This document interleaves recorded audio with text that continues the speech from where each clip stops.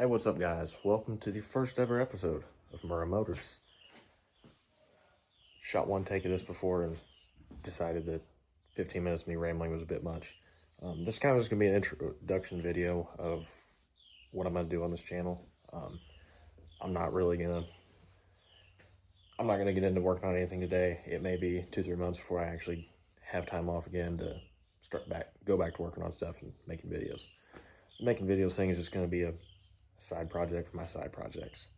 I'm shooting on my phone right now, so I can't even flip the camera, and so I may end up getting a GoPro type thing to actually film some videos into decent quality, and I'll have to figure out how to, upload these and cut them. The editing's not gonna be super fancy or nothing.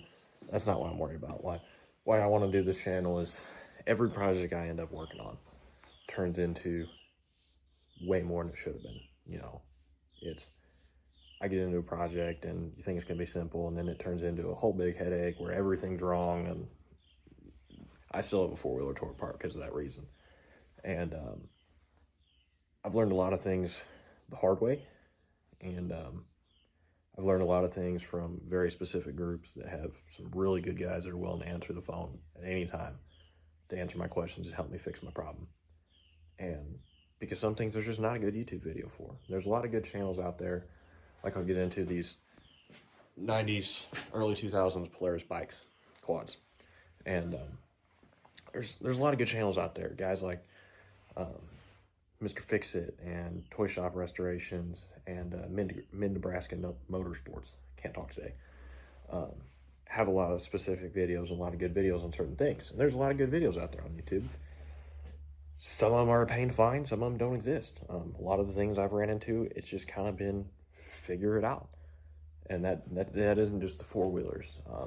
I've got, and it may appear to some for the same reason, things I want to show people are just, there may be 8,000 videos of the same thing out there.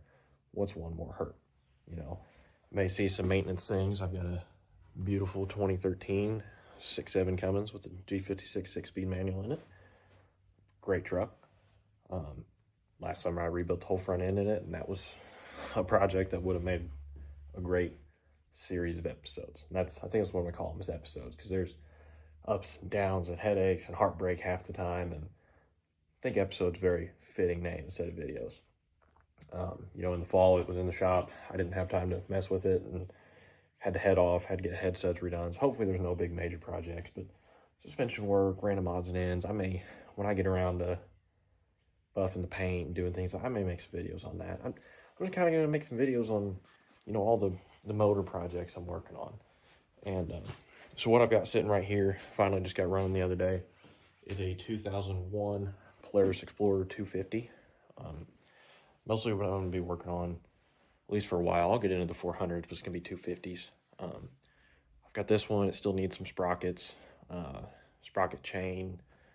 Need to go through the four-wheel drive system, make sure it's working, all that stuff's good on fluids, grease everything, double check all the bushings, alignment, things like that. It's going to get probably a light bar added on the front. I don't have a welder at the house right now. Thought about making a custom bumper, maybe later, racks painted. I'll show, at least a bunch of that. I've got a 94 Trail Boss. It's the basket case I mentioned earlier.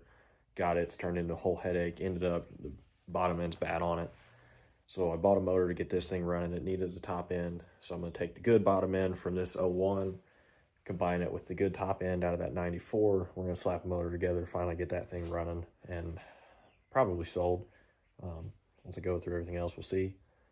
I've got a 2001 Explorer 250. That is my dad's that I need to fix. It's been a fun one, and currently has spark, has air, has fuel. Doesn't run though. Haven't got around checking the crank seals yet. My work schedule's hectic. I go at a phone call, I got to drop everything and drive 3 hours to go to work sometimes, and 2 days might turn into 3 months sometimes. You never know.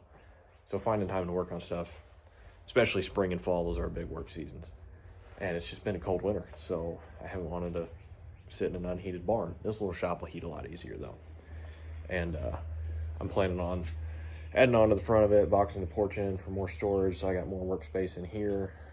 it's at some point going to have to all get rewired. And so then I can have more power, get a hookup for a welder in here so I may do repairs on equipment and that sort of thing as well and make some videos on that. Or, you know, just the little piddly things on quads. I don't know. I don't know if I'm going to do construction projects, kind of video those things or not. This summer, I fixed this pole and snowblower. And, yeah, it just needed a little bit of carb work.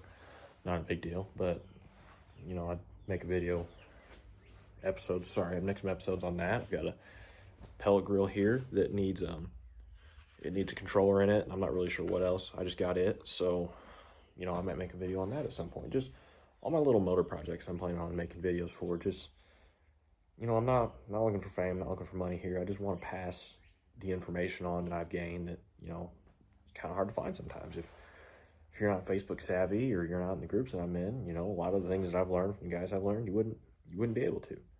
And, you know, if you can do a quick Google search on YouTube and easily come up with an easily titled video that tells you what I'm going to do and show how to do it, then that's what I want to do. And there's a lot of videos out there, you know, you go to work on something, you're like, all right, we're going to take the front rack off. And the next thing you know, the whole thing's tore down to the axles and frame. And you're like, how did we get here? I don't want to do that. I want to try to show as much the important tear down as I can. You know, maybe skip through, unless it takes some extra finagling to get something out, skip through the pulling it out, but tell you, hey, these are the bolts holding it in, here's the size sockets you're going to need. You know, you may know how to do all that. You may have done it 1,000 times. You're watching just for fun. But if somebody has no clue, and because I had no clue starting on all these, then I want them to be able to easily do it and not have to learn the hard way like I have. Unfortunately, Lowered Expectations Garage, that name's already taken. I think that'd be perfect, but I'm gonna stick with Murrah Motors. And I think the slogan just gonna be, I've learned the hard way so you don't have to. And that's just how we're gonna do that. I want to show, you know, pass on what I've learned in the easiest way possible, and, you know, maybe to reach the most people as possible, and just kind of have a fun little side hobby from a hobby, you know. It's kind of what I'm thinking. So this will get some work in a little bit. When I get back to being able to work on things, and I'll show doing the sprockets. I have to learn how to do that myself. And then when I go to put that 94 back together, I'll make some videos on that. And the 2000, you know, make some videos on that, whether it's just as simple as crank seals, or I've compression tested it once, maybe with an unreliable gauge. It could need a top end. I'm not for sure yet. I haven't been able to mess with it. But I'll make videos of what I'm working on, and once I get, because in case you don't know, these 250 Explorers, they are not like the 300 and 400. I think there were 300 Explorers, but don't quote me. I need to brush up on a lot of my information. But like the 400 Explorers at the time had different plastics and looked completely different. These 250 Explorers are a lot like the 90s Trail Bosses.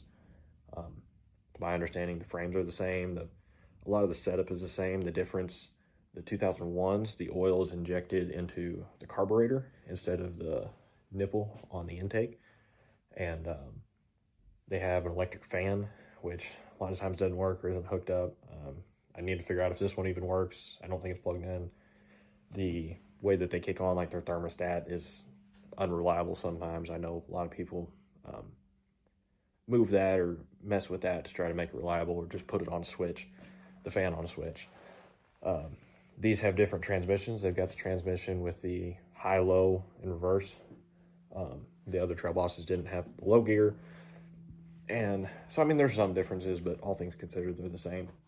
So once I get through all these Explorers and the Trail Boss, I may pick up see what deals are around. I may pick up a Trailblazer, you know, the sport quads, just to kind of do something a little different, show something a little different, learn something a little different.